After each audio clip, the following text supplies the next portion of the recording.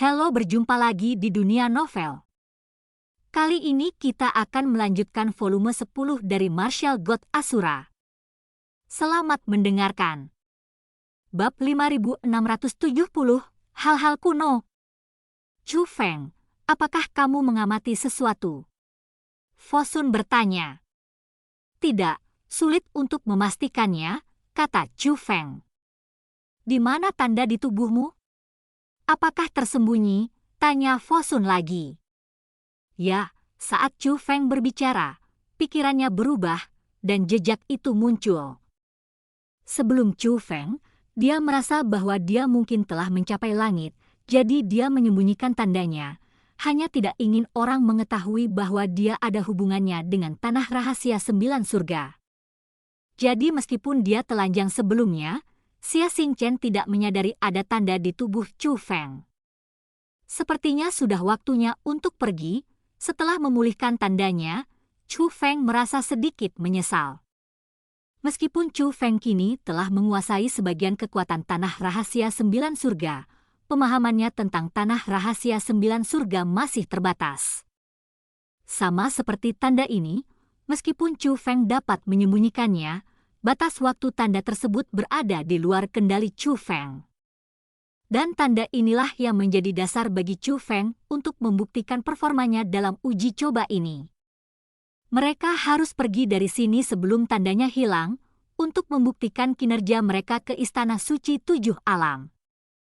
Tapi pergi sekarang berarti dia tidak bisa terus menjelajahi tanah rahasia 9 surga untuk saat ini. Sayangnya, saya tidak bisa sepenuhnya memahami tentang tanah rahasia 9 surga, tapi itu saja. Bagaimanapun, Chu Feng sekarang mengetahui perkiraan lokasi tanah rahasia 9 surga yang didistribusikan di berbagai portal Tianhe.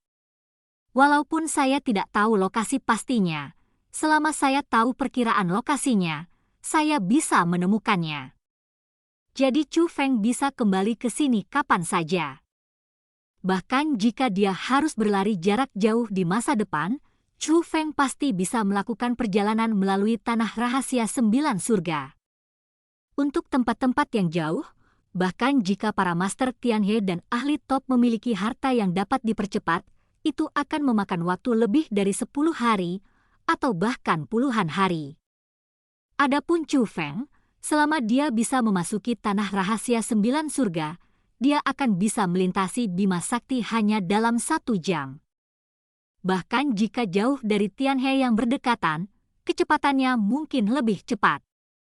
Jadi Chu Feng memandang Fosun, Istana Suci 7 Alam, mari kita masuk ke tempat ini bukan cobaan sederhana, tetapi juga ingin memanfaatkan kita.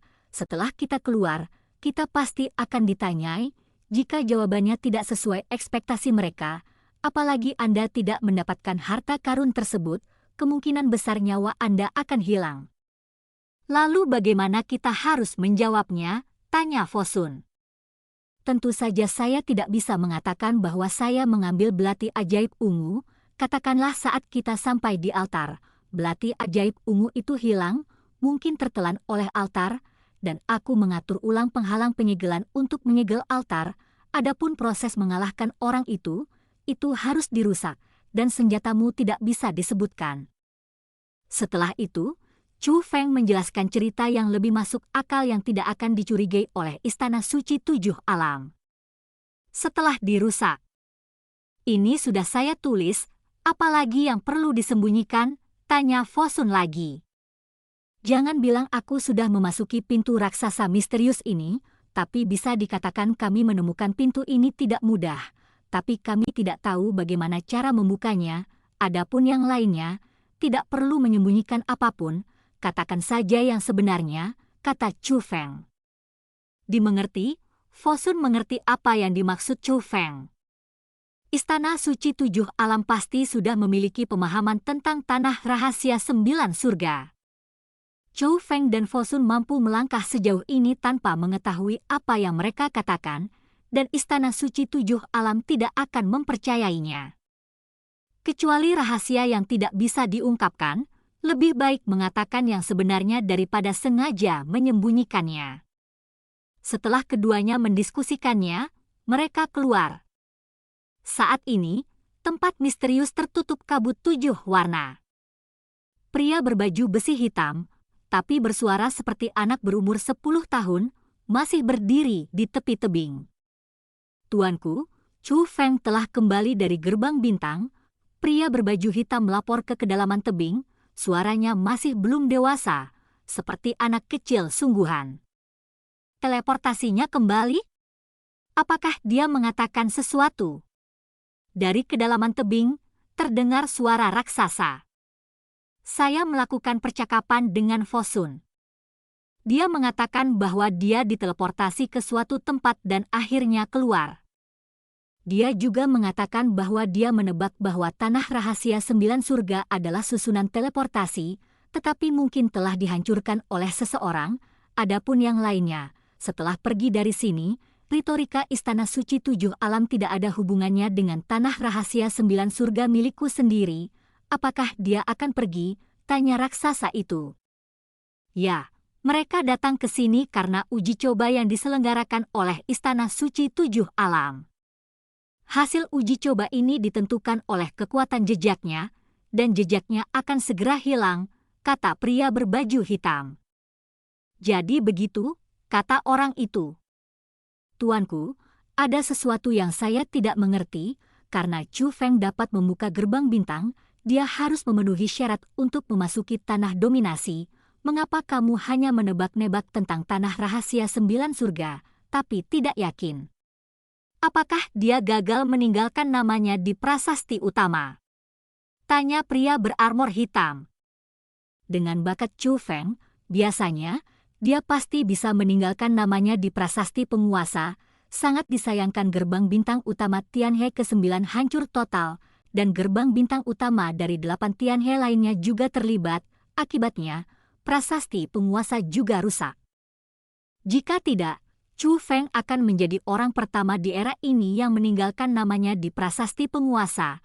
Ada sedikit penyesalan dalam nada suara raksasa itu. Tapi Tuan Mata Dewa, bukankah dia telah memperbaiki gerbang bintang dan prasasti dominasi? Berapa lama waktu yang dibutuhkan untuk memperbaikinya? Mungkinkah itu tidak akan pernah bisa diperbaiki? Meskipun suara pria berbaju hitam itu tidak dewasa, dia penuh kekhawatiran. Dia sangat prihatin tentang masa depan tanah rahasia 9 surga. Gadis itu, hanya saja dia memiliki sepasang mata dari 3 alam. Bisakah kamu mengandalkannya?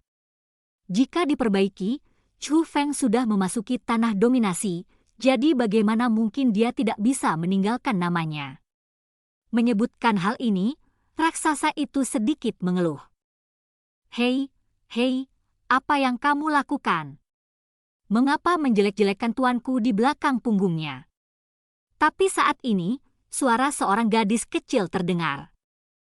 Menunggu dan memperhatikan, saya melihat seorang gadis berusia 12 tahun berdiri di atas tebing tidak jauh dari situ. Dia mengenakan gaun emas dengan kuncir kuda kembar panjang, sangat lucu. Tapi saat ini, dengan tangan di pinggul, dia menatap dengan marah ke arah pria berbaju hitam. Melihat gadis kecil dengan kuncir kuda kembar, pria berbaju hitam itu terkejut dan buru-buru menangkupkan tinjunya untuk memberi hormat. Salam, Tuan Pena Dewa. Ayo, sekarang kamu dipanggil Tuan Pena Dewa. Kenapa kamu mempertanyakan tuanku sebelumnya? Tapi gadis kecil itu menolak untuk melepaskannya, menyingsingkan lengan bajunya, mengepalkan tinjunya, dan berjalan menuju pria berbaju hitam dengan marah. Melihat ini, pria berbaju hitam, yang auranya berada di atas naga asli, sedikit takut. Bersenandung. Namun tiba-tiba, tubuh gadis kecil itu bersinar dengan cahaya keemasan, lalu sosoknya berubah menjadi kuas tulis. Dan kuas tulis itu persis seperti yang dipegang Chu Feng sebelumnya, meninggalkan namanya di prasasti penguasa. Setelah berubah menjadi pena, ia terbang terbalik dan akhirnya jatuh ke telapak tangan seputih salju. Itu adalah gadis dengan mata dewa. Gadis bermata dewa mengubah gadis kecil itu menjadi pena dan meletakkannya di belakangnya. Tapi penanya bergetar hebat. Jika tuanku tidak menghentikanku, aku akan menampar mulutmu dengan keras." Jiwa hitam yang bau, meski berubah menjadi pulpen, gadis kecil itu tetap bisa berbicara. Adapun pria berbaju hitam, dia tampak sedih dan berkata dalam hatinya, "Saya tidak mengatakan kata-kata jelek, mengapa kamu hanya marah kepada saya?" Namun dia tidak berani mengatakan bahwa dia bersalah, karena gadis bermata dewa itu bahkan lebih kuat. Oleh karena itu, pria berarmor hitam itu sudah berlutut di tanah dan membungkuk padanya. "Salam, Tuan Lingsen." Bahkan monster besar di kedalaman tebing segera mengubah nadanya setelah wanita bermata dewa itu meniup dan menekan. Meskipun kekosongan bergetar ketika dia berbicara, dia tersenyum. "Tuan Lingsen, kemarilah, pengunjung langka, Dewa Iblis Senior, kamu tidak perlu bersikap sopan. Selain itu, prasasti penguasa dan gerbang bintang 8 kecuali Tianhe ke-9 semuanya telah diperbaiki," kata wanita dengan mata dewa. Tetapi, lalu mengapa Chu Feng tidak meninggalkan namanya di prasasti penguasa? Raksasa itu mengungkapkan kebingungannya. "Senior, bagaimana kamu tahu bahwa Chu Feng gagal meninggalkan nama?" Wanita bermata dewa itu bertanya balik. "Dengan cara ini, Chu Feng telah meninggalkan namanya," tanya raksasa itu. Wanita dengan mata dewa itu mengangguk sedikit. Lalu mengapa nada suara Chu Feng tidak yakin? Oh, anak itu tidak mau mengatakan yang sebenarnya kepada temannya. Itu cukup licik, raksasa itu menghela nafas dan segera bertanya, "Dewa Roh sudah bertahun-tahun tidak datang kepada dewa ini, dan sekarang dia di sini untuk memberitahu dewa ini berita itu. Apa yang terjadi saat itu menghancurkan fondasi pembentukan tanah rahasia 9 surga. Untuk menjaga tanah rahasia 9 surga, kami harus mengubah formasi dan bekerja secara mandiri. Dewa Iblis Senior tidak bisa merasakan perubahan di tanah dominasi, dan saya tidak bisa merasakan hal-hal di luar tanah dominasi. Saya datang ke sini hari ini karena saya benar-benar ingin memberitahu Dewa Iblis Senior bahwa seseorang telah meninggalkan nama di prasasti Master saat ini. Ngomong-ngomong, saya juga ingin menanyakan tentang Chu Feng dari Senior Demon God," kata wanita bermata dewa itu. "Lingsen, kamu juga tahu bahwa dewa ini ada di sini untuk menekan hal-hal ini. Seiring bertambahnya usia, tubuh saya tidak sebaik sebelumnya, dan perlu lebih banyak upaya untuk menekannya. Saya tidak dapat memisahkan diri, dan semua penilaian dilakukan oleh jiwa hitam. Jika kamu tidak keberatan, biarkan jiwa hitam menceritakan kisahnya kepadamu," kata Dewa Iblis Senior. Tentu saja, wanita bermata dewa itu memandang pria berbaju hitam. Setelah itu, pria berbaju hitam menceritakan kisahnya kepada wanita bermata dewa. Mengetahui apa yang telah terjadi, wanita bermata dewa itu tidak berbicara, namun berpikir. "Bagaimana? Apa pendapat Lingsen tentang pemuda bernama Chu Feng ini?" tanya raksasa itu. "Dewa Iblis Senior, apakah kamu punya komentar?" wanita bermata dewa itu bertanya. "Di atas King Jiu," kata Dewa Iblis Senior. "Tinggi sekali." Wanita bermata dewa itu mendesah. "Bagaimana dengan evaluasimu?" tanya raksasa itu. "Di atas King Jiu, tidak ada yang salah dengan itu," kata wanita dengan mata dewa. "Saya tidak pernah membayangkan generasi muda bisa mendapat penilaian setinggi itu dari Dewa Roh. Karena itu masalahnya, apakah kamu ingin bertemu dengannya sebelum dia pergi?" tanya raksasa itu. "Jangan terburu-buru, mari kita amati lebih lanjut," kata wanita bermata dewa itu. Karena tanah rahasia 9 surga telah dihancurkan, sangat sulit untuk masuk ke tanah dominasi.